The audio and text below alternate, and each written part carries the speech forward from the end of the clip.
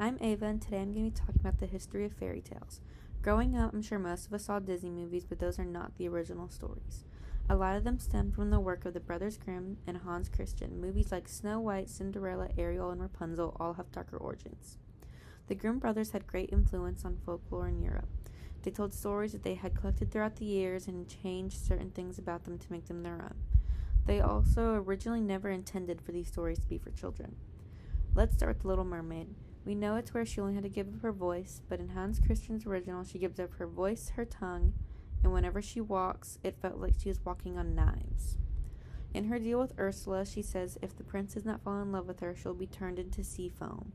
Spoiler alert, he does not, and in the end, she ends up throwing herself off a ship and turns into sea foam. The next story I'll talk about is Snow White. It is not as far off from the original as Ariel, but they definitely left some things out. Her stepmother tried killing her 2 other times, one with a lace bodice she tightened so tight that Snow White passed out and the 7 dwarves had to cut her out of it, another with a poisoned comb, and once again the dwarves saved her. We know about the apple and the prince coming to save her, but what you might not know is that when Snow White and the prince are getting married, they force her evil stepmother to wear burning hot iron shoes and dance till she dies. Cinderella is the next princess we will go over. In the Brothers Grimm story, yes, she is forced to do all the hard work, and she is forced to sleep by a fireplace to stay warm.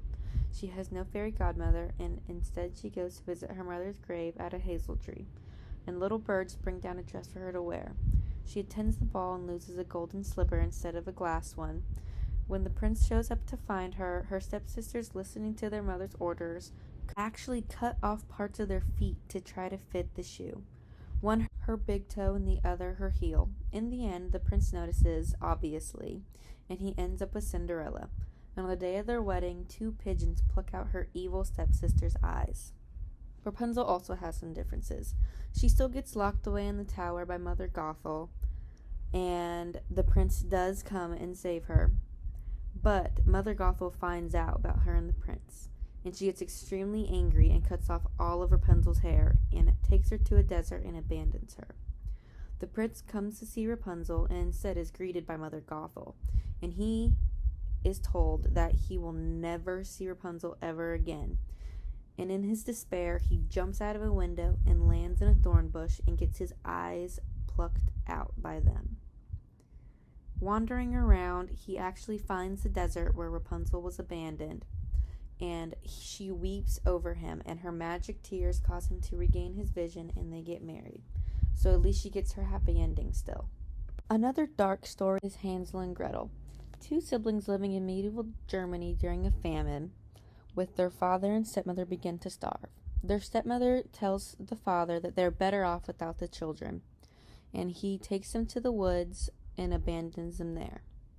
But they follow the trail of stones he left behind. So he takes them back and leaves breadcrumbs. And they try to follow that trail, but birds ate all the crumbs.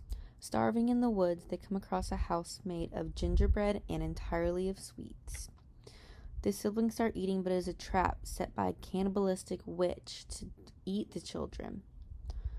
She gets Gretel to help her fatten Hansel up, but in the end, Gretel pushes the witch into a burning oven, and they steal all of her treasure and take it back to their town in Germany, where their stepmother has died and their father welcomes them home to live happily ever after. Some fairy tales are also cautionary tales, like Little Red Riding Hood.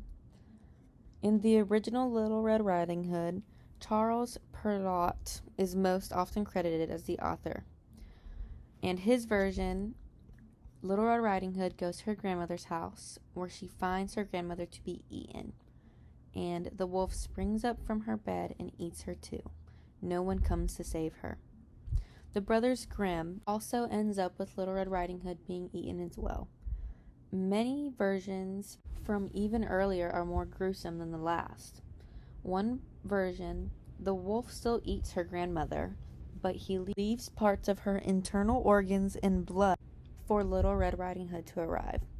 When she arrives, and he so kindly offers her food because she's hungry.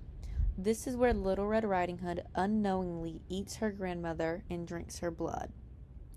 Which, I don't know how she didn't know. Because, ew. Thank y'all for listening to my brief history of fairy tales.